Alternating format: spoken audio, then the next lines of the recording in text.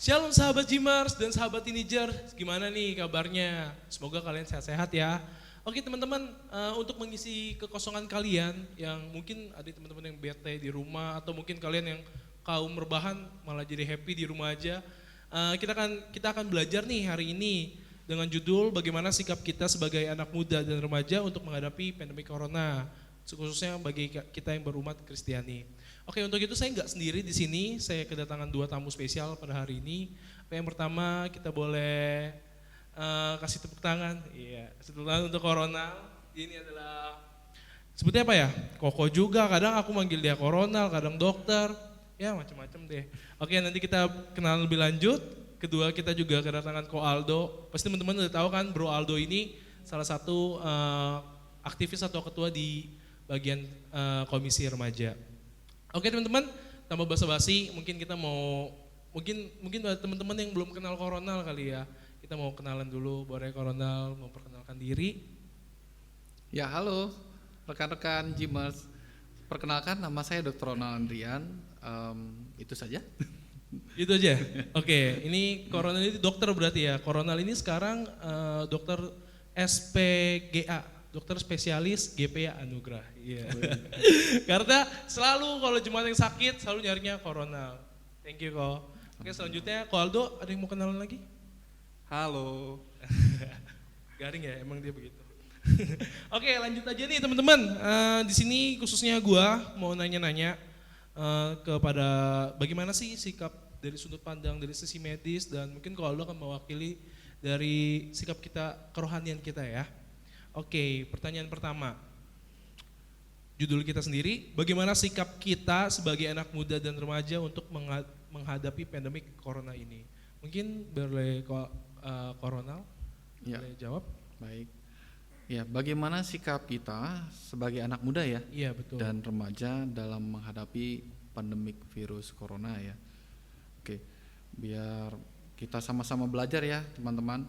Jadi setiap kita manusia memasuki usia dewasa saat ini ya, pasti ada sesuatu hal yang baru. Kalau dulu kita masa kanak-kanak belajar sesuatu yang dikatakan dari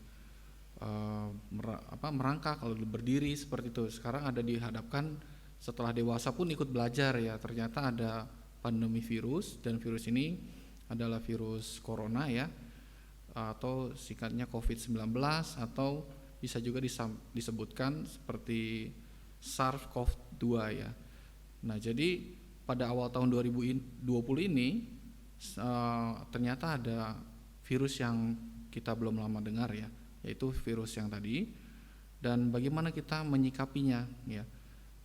Pertama-tama saya ingin informasikan bagaimana kita mencegahnya ya. Satu, kita mencegah dengan cara hindari kontak dengan yang sakit ya. Kalau sudah ada yang sakit, kita mohon dia berangkat berobat ya teman-teman. Lalu memiliki etika batuk yang benar. Kalau batuk, menutup mulut dan menggunakan misalnya tisu ya atau sapu tangan. Tapi saat ini dengan kondisi pandemik, kami sarankan menggunakan tisu yang bisa dibuang ke tempatnya atau ke tempat sampah. Lalu hindari kontak melalui tangan ya, itu ke muka, mata dan area hidung gitu, agar kita selalu sehat. Karena daerah tangan ini untuk berbagai macam pekerjaan, yaitu untuk kontak dengan alat makan, alat minum, bahkan dengan katakanlah dengan wajah kita sendiri ya, atau pakaian kita sendiri. Jadi ternyata di telapak tangan kita ini banyak sekali kuman atau virus yang bisa menyakiti diri kita. Tentu saja bergantung dari daya tahan tubuh kita masing-masing. Kemudian jangan lupa bersihkan diri atau menggunakan disinfektan secara rutin. Misalnya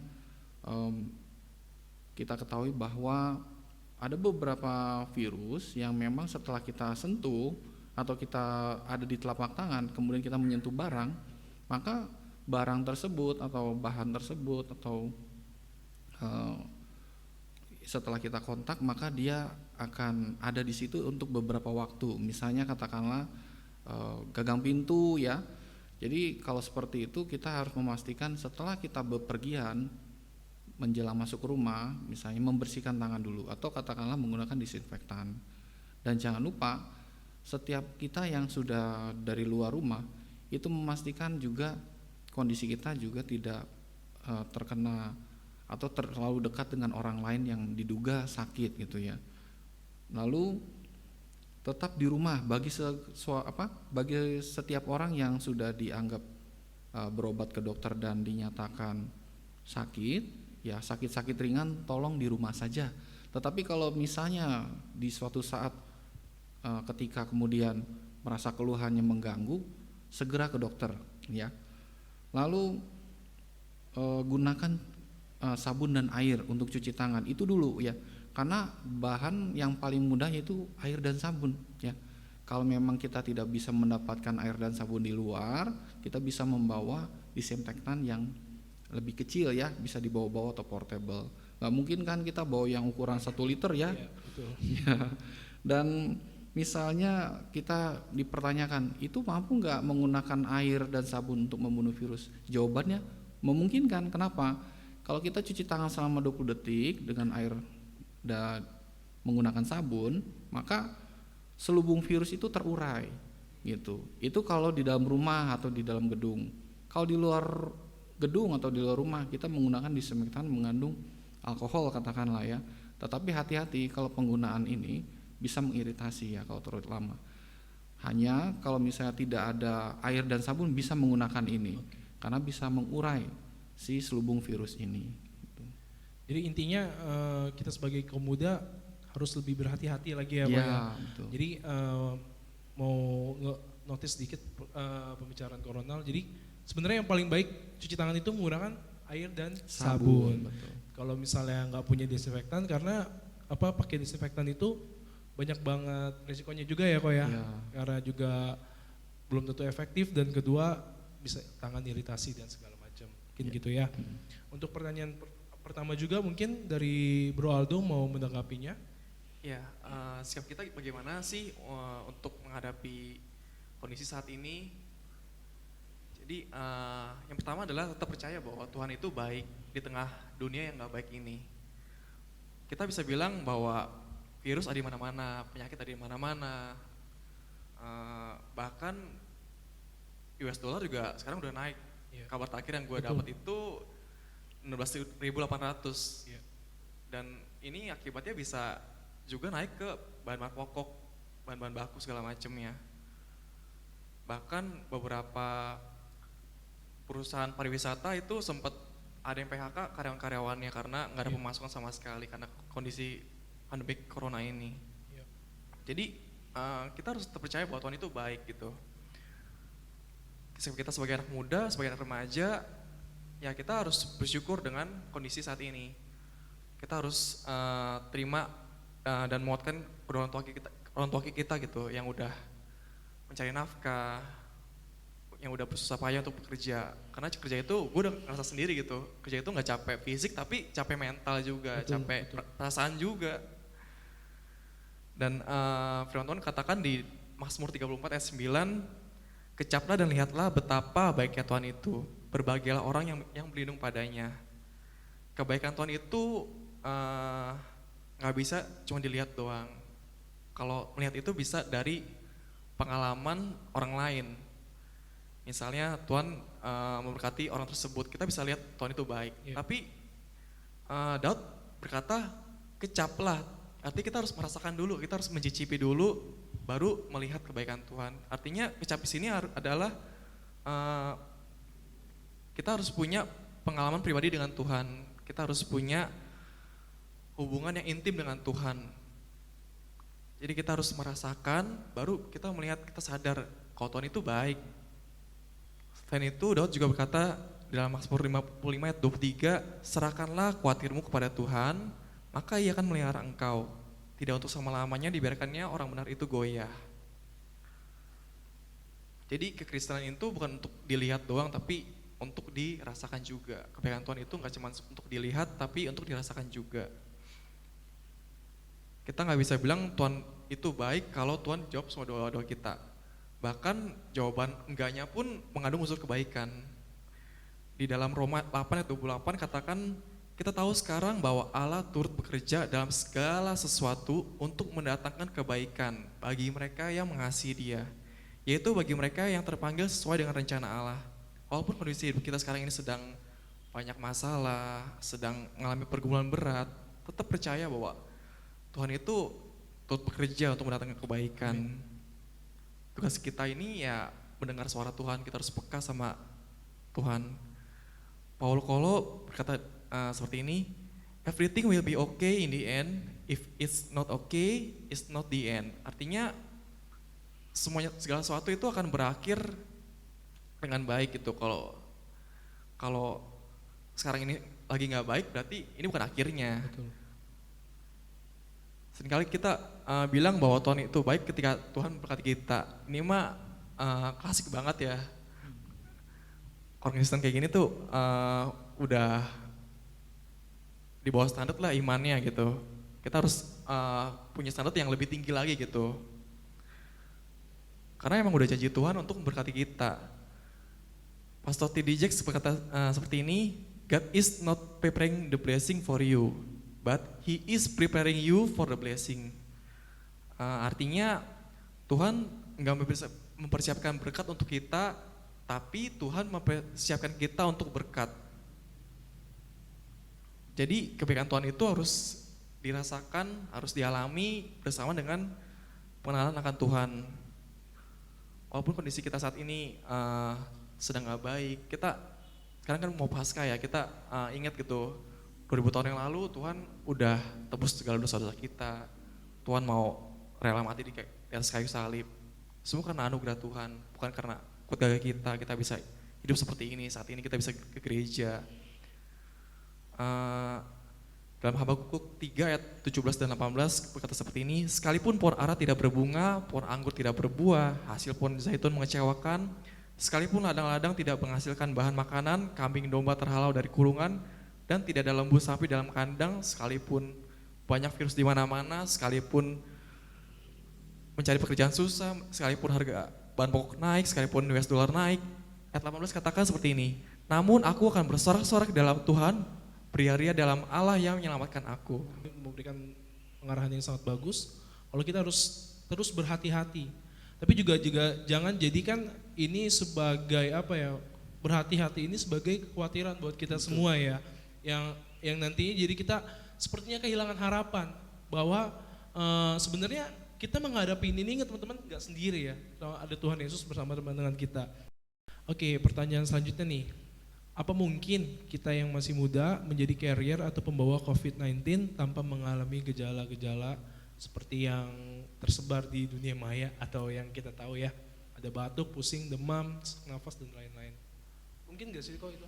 Ya, baik. Itu suatu pertanyaan yang bagus sekali ya. Jadi bagi seseorang yang dinyatakan bisa jadi masih usia muda ya, bisa muda atau dikatakan membedakankah yang muda dengan yang sudah lansia gitu. Jadi begini, seseorang yang sudah pernah kontak dengan virus ini ya, lalu ketemu kontak orang yang sehat, itu bisa saja, ini katakanlah bisa saja. Jadi bisa saja ini membawa istilahnya silent carrier ya, silent carrier tanpa menunjukkan gejala yang signifikan pada orang itu tidak demam gitu. Tetapi pada suatu saat dia bisa saja di kemudian hari dia bisa masuk ke kondisi demam gitu. Hanya apakah bereaksi langsung menjadi sakit? Tidak selalu ya, tidak selalu, karena kita punya sistem imun.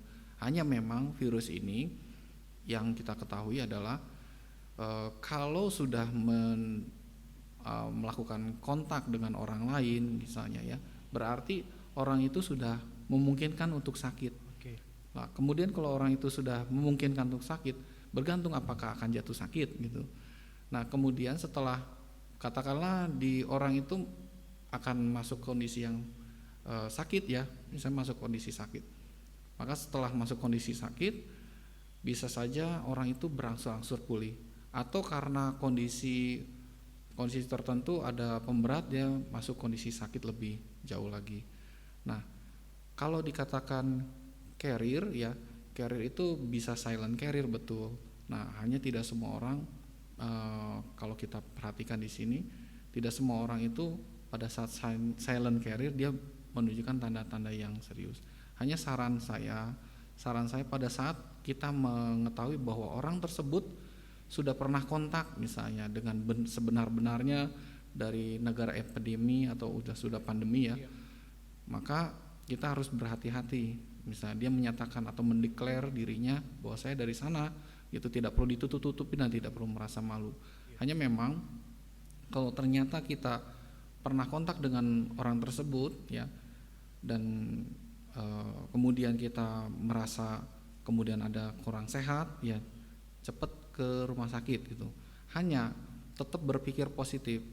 Kalau dinyatakan oleh pihak rumah sakit atau pihak dokternya untuk stay di rumah ya, maka lakukan itu gitu. Maka tugas orang yang sehatlah yang membantu gitu. Dan kemudian yang perlu ditambahkan, memang virus ini menyebarkan dari satu orang ke orang lain ya. Iya. Dan antara orang yang sakit ke orang kontak di dekatnya itu bisa kalau saja orang itu melakukan kontak erat ya. Dan juga melalui mudah tertularnya, tentu saja bukan melalui udara bebas ya, melainkan melalui droplet pernapasan. Misalnya ada di dekat kita, orang itu batuk-batuk atau bersin yang tidak ditutup, atau tangan yang sudah menutup batuknya kontak dengan orang lain gitu, atau benda-benda yang tadi sempat disampaikan. Jadi kalau misalnya sempat dikatakan kontak benda dengan barang-barang asing benda barang-barang pribadi, maka dengan barang-barang pribadi itulah kita harus menjaga ya berarti. Dan satu lagi pertanyaan, kalau misal katakanlah sampai berapa lama nih dengan kontak barang itu gitu, itu sangat variabel, sangat luas ya. Misal katakanlah gini, ada beberapa kondisi misal gagang pintu yang berada di luar dia karena paparan sinar matahari yang cukup, maka kita juga berharap pasti di gagang pintu itu ya virusnya mudah mati. Tetapi kalau misalnya gagang pintu itu sebentar dipakai oleh orang lain, sebentar dipakai orang lain, maka tindakan kita yang lebih diharapkan, misalnya setelah kita keluar masuk dari pintu itu kita harus cari misalnya sabun dan air atau disinfektan, seperti itu sih ya, seperti itu. Berarti ada penelitian juga nih kok melanjut tentang gagang pintu atau barang-barang yang kita pegang. Ini ada penelitian yang menyebutkan kalau di plastik itu 2-3 hari virus itu berada, kalau di koran itu bisa 4-5 hari, kalau di kaca bisa 4 hari dan sebagainya. Ya. Berarti variabel hari ini nggak bisa dipastikan gitu ya, Pak. Tergantung juga kondisinya ya. Kalau misalnya, kalau yang saya boleh tangkap, jadi kalau misalnya seandainya itu terkena sinar matahari yang cukup dan jarang dipegang, bisa aja yang tadinya plastik 2-3 hari bisa aja cuma jadi beberapa jam. Iya, betul. Seperti itu betul ya, Pak ya. Oke. Mungkin selanjutnya, yang ketiga, hal positif apa sih yang kita bisa ambil dari pandemi corona ini? Nah, kita akan lihat hal ini dari sisi medis dan sisi rohaninya. Mungkin teman-teman bilang, ini mah masa virus ada yang positif? Coba kita dengarkan teman-teman kita ya. Boleh Corona menanggapi? Iya. Ya, saya singkat saja. Memang hal positif itu pada umumnya kalau dari sisi manusia ya, itu pasti ada suatu pembelajaran ya, pembelajaran yang bisa diambil dari sana. Salah satunya itu kita belajar memutus rantai penularan penyakit, apapun itu penyakitnya gitu. Dengan cara ya kita libatkan personal hygiene gitu ya, atau self hygiene yang benar gitu. Dan jangan lupa kita pada saat berpulang misalnya ke rumah dari tempat kerja atau dari bepergian jauh, ya hal yang pertama itu kita harus pikirkan adalah cepat-cepat ganti pakaian, mandi ya, keramas seperti itu. Dan jangan lupa yang paling sering kontak kan tangan kita. Tangan kita ini yang perlu dijaga kebersihannya senantiasa. Tadi kita memastikan tidak selalu memegang wajah ya, terutama bagian mata, hidung dan mulut. Dan misalnya pada saat itu ada orang yang sakit, kita bisa menginformasikan ya berobat atau minum obat yang tepat. Dan saat ini juga ada beberapa penelitian yang memang menjadi suatu pandangan di dunia medis ya. Ini suatu informasi saja ya. Jadi bagaimana untuk mencegahnya misalnya? Ya kita cukup menggunakan vitamin C dan E yang dalam kondisi yang cukup ya. Kemudian bagaimana kalau saya sudah mencegah dengan suplemen lain? Ya di sini saya anjurkan bagi orang yang hobi mengkonsumsi suplemen ya untuk mempertahankan daya tahan tubuhnya, sementara waktu mengurangi itu yang mengandung bahan atau zat aktif Echinacea ya. Nah, untuk rekan-rekan mungkin tahu Echinacea ada dalam beberapa suplemen itu terdapat ya. Maka dari itu saya menganjurkan agak dibatasi dulu sementara. Karena penelitian kita kan masih perlu berlanjut ya. Iya, kemudian ada juga yang menyatakan juga untuk propolis gitu ya, untuk suplemen propolis juga agak dibatasi. Ini kita harapkan kedepannya akan lebih baik lagi, biar suplemen-suplemen yang ada juga bisa kita konsumsi lagi ya. Iya. Karena kalau sudah sampai saat ini kan penelitian kita perlu pandang bahwa itu ada masukan yang penting bagi yang sakit atau yang sehat. Terutama yang sudah sakit dianjurkan tidak mengkonsumsi ini, bagi yang sehat sementara dibatasi dulu gitu. Oh, jadi seperti itu teman-teman. Nggak karena kita mau imun kita kuat, semua vitamin malah kita minum. Yang penting ada vitaminnya apapun kita minum. Jadi saran dari Dr. Ronald ini cukup vitamin C dan E ya. Kira-kira ada gak sih kok atau dampak dari negatifnya kalau misalnya kita mengkonsumsi Echinacea itu atau yang lainnya itu dari vitamin?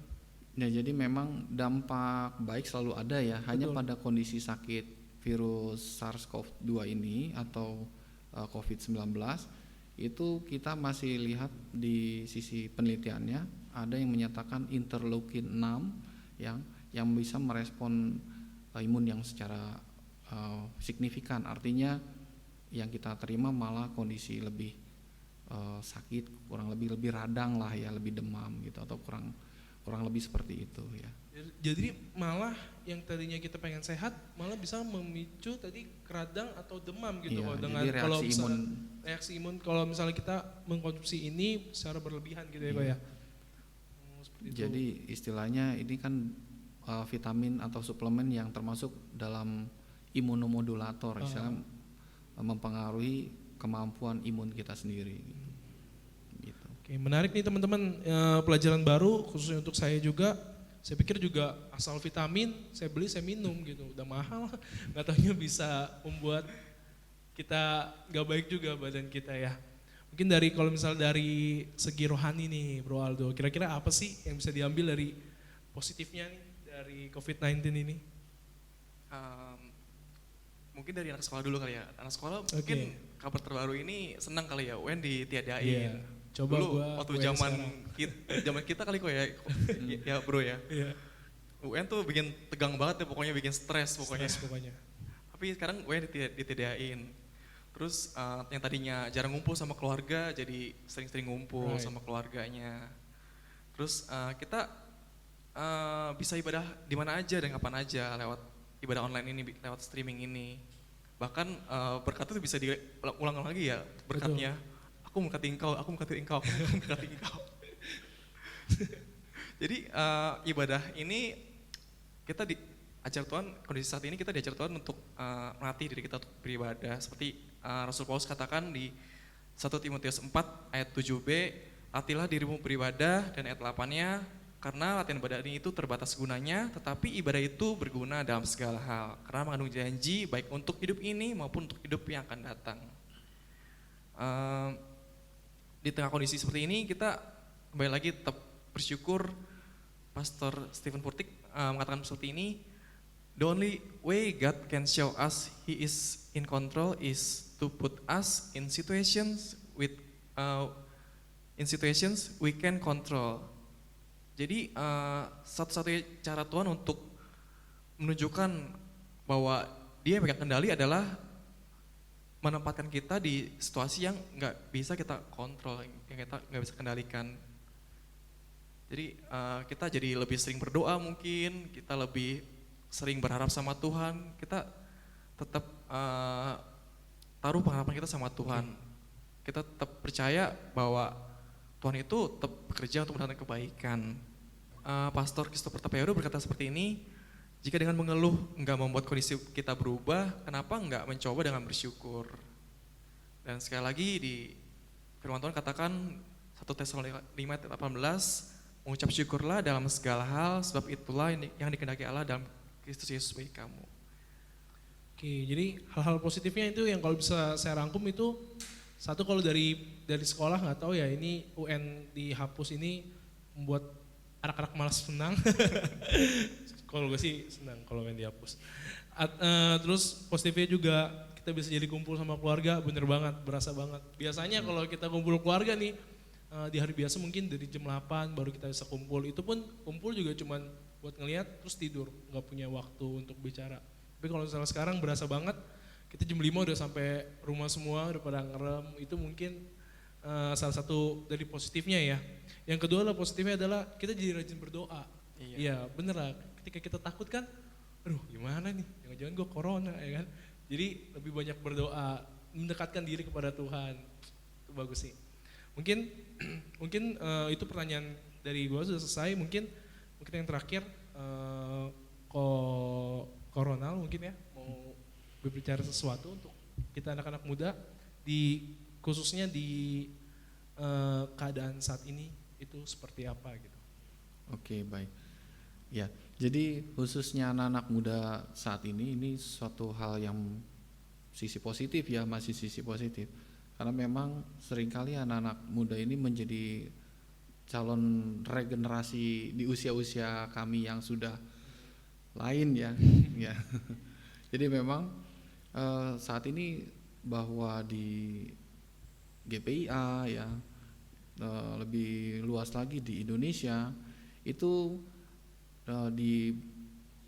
dimungkinkan bahkan dibuat semacam apa ya, update gitu ya, update di mana kalau saya semasa lampau saya merasa update itu tidak sebaik sekarang gitu.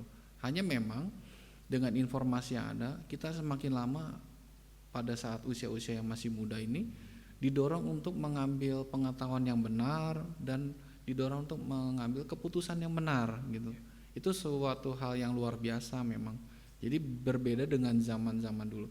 Dan ini sangat baik bagaimana jadi situasi yang positif, bahkan kita bisa melihat ke depan itu ya, anak-anak muda khususnya GPIA nih berarti akan lebih makin berprestasi dalam hal pengetahuan gitu, dan juga semakin dewasa, mendewasakan diri untuk bagaimana self hygiene dan mendewasakan lingkungannya. Jadi tidak lagi mendengar dari luar nih katanya virus corona begini ya atau bagaimana. Jadi kita sudah bisa mengambil keputusan yang tepat dari landasan pengetahuan yang sudah benar gitu. Dan ini suatu kabar baik juga buat GPI ya gitu. Oke, terima kasih banyak untuk waktunya nih Koronal yang sudah menyisihkan waktunya untuk kita boleh berbicara-bicara. Kita makasih juga untuk Bro Aldo yang waktunya udah jauh-jauh dari mana? Cikaret ya kalau nggak salah ke sini ya. Oke, segitu aja teman-teman. Tetap stay di rumah. Kalau bisa di rumah aja. Kalau emang mau berpergian yang penting-penting aja. Semoga konten ini bisa memberkati teman-teman, bisa memberikan informasi teman-teman lebih lagi. Akhir kata, saya ucapkan sampai jumpa di video selanjutnya. Bye. Bye guys, jangan lupa like, comment, and share, dan terutama subscribe supaya nggak ketinggalan update dari GPA. Oke, hashtag di rumah aja.